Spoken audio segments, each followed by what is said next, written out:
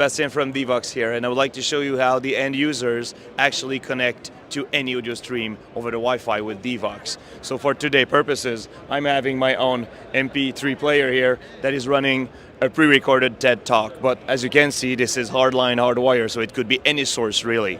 So the clients, such as Patrick here, will simply scan the first QR code to be connected onto the first Wi-Fi, the venue Wi-Fi. Okay, that's the first step, proving that you are in the building.